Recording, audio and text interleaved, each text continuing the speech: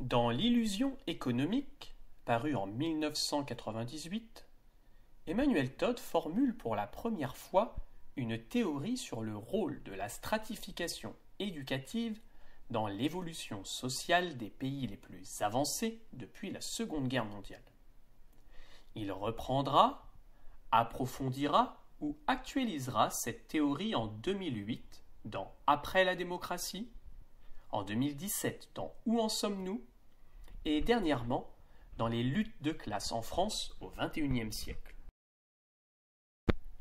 Pour comprendre ce qu'est la stratification éducative, il faut rappeler les étapes des progrès éducatifs dans le monde depuis la réforme protestante. En effet, c'est dans l'Europe protestante que se déroule le démarrage d'un phénomène massif d'alphabétisation. Cette alphabétisation est encouragée par la réforme.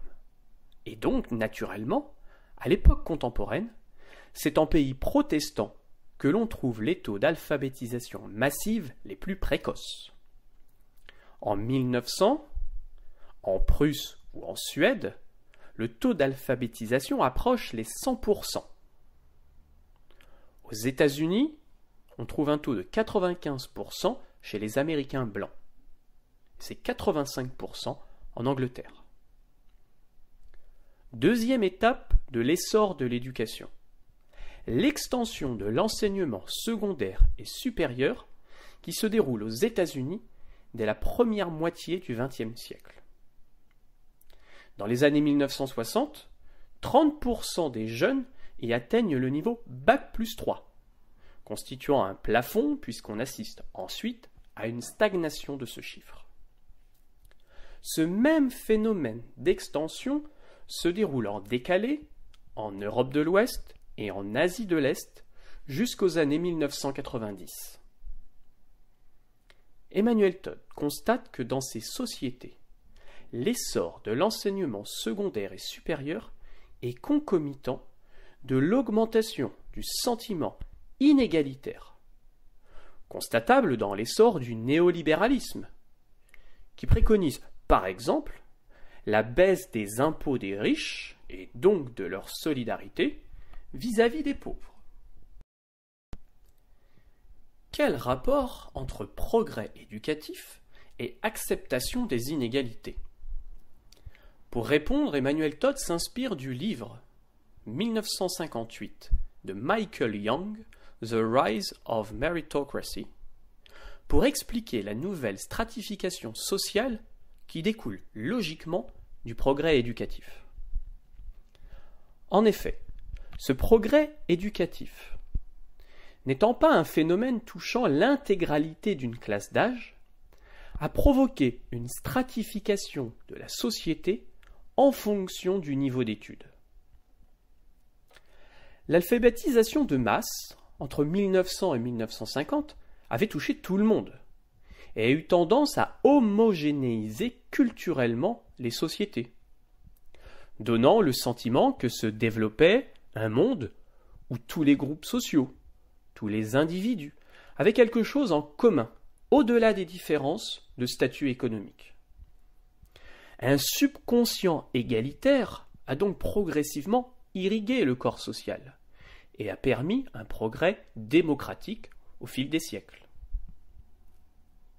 Mais le développement secondaire et supérieur, qui devient au XXe siècle quantitativement important, brise l'homogénéité culturelle du corps social.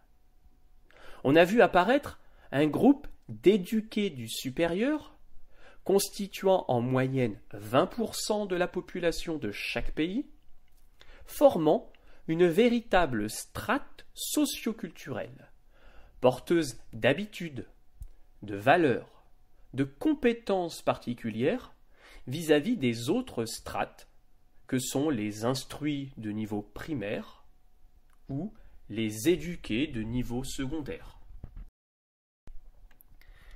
Ces cadres, fonctionnaires de catégorie A pour la France, ces professeurs, chercheurs, avocats, journalistes ou ingénieurs, sont soudés par le niveau éducatif qui définit un style culturel et un style de vie particulier, centré sur les voyages, la fréquentation de musées, la lecture de livres ou de la presse, qui ne finit que par s'adresser qu'à eux.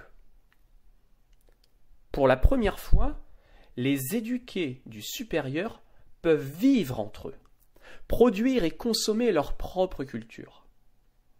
À l'époque qui précède l'essor de l'enseignement supérieur, les écrivains, les producteurs d'idéologie devaient s'adresser à la population dans son ensemble pour vivre, ou se contenter de parler tout seul.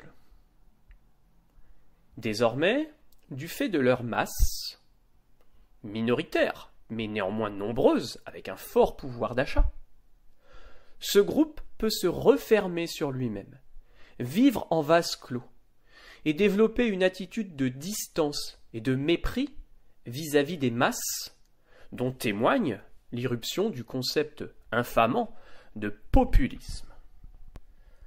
Ce phénomène de refermement sur soi débouche sur un appauvrissement de la culture de ce groupe social, qui se désintéresse de l'homme en général, pour ne plus refléter que les préoccupations d'un groupe social particulier, avec une littérature ou un cinéma qui sombre dans les petits soucis des éduqués du supérieur, dans un nombrilisme culturel qui se pense très civilisé, mais s'éloigne en réalité des problèmes de toute la société. Pour Emmanuel Todd se développe alors une vision étriquée de l'art, élitiste et narcissique. Et finalement, cette strate devient une multitude d'individualités, préoccupées d'elles-mêmes, détachées de toute croyance collective universelle comme la religion ou l'idéologie, et désormais uniquement obsédées d'épanouissement individuel, corporel, sexuel ou esthétique. Dans cette situation d'accroissement de la masse d'éduqués du supérieur, le rôle de l'université et des grandes écoles a changé. Ces institutions ne sont plus les lieux de l'émancipation par le savoir, mais simplement le lieu qui permet d'atteindre ou de rester en haut de la pyramide sociale, dans un contexte de forte concurrence qui pousse à une attitude de soumission et de conformisme des élites.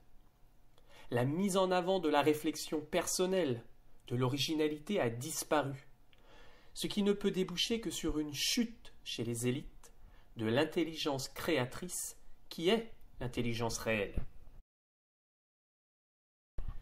Jamais une telle masse n'avait existé en haut de la société, alliant l'aisance économique et l'hégémonie culturelle, lui assurant ainsi une forte domination sociale. La nouvelle stratification éducative répand insidieusement le sentiment que les hommes, décidément, ne sont pas égaux. Cette strate supérieure développe l'idée, plutôt la croyance, qu'il existe en haut de la société une couche cultivée, dont les capacités expliquent ou justifient les privilèges économiques. Privilèges objectivement peu justifiables par une authentique utilité économique supérieure. Donc pour Emmanuel Todd, l'évolution éducative a entraîné une stratification éducative et donc une stratification sociale, débouchant sur une fragmentation culturelle. Elle a bouleversé le subconscient des sociétés, provoquant une acceptation de l'inégalité, laissant s'épanouir les doctrines de l'inégalité, notamment en économie, et les inégalités sociales concrètes. Comme toujours chez Emmanuel Todd, c'est le culturel qui détermine l'économique. Est apparu un environnement idéologique inégalitaire, amenant à accepter le libre-échange ou l'euro, facteur d'augmentation des inégalités, ou encore à accepter l'envolée des rémunérations des PDG et des cadres dirigeants.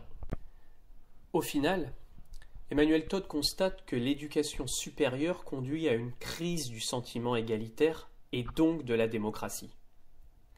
L'abandon de la souveraineté nationale et donc populaire, le refus de tenir compte du vote des populations, tous ces phénomènes deviennent véritablement compréhensibles si on cherche leur explication dans la stratification de nos sociétés par le niveau éducatif. Il faudrait imaginer une extension de l'éducation supérieure à l'ensemble de la population pour concevoir un monde de nouveau homogène et donc peut-être de nouveau à tendance égalitaire.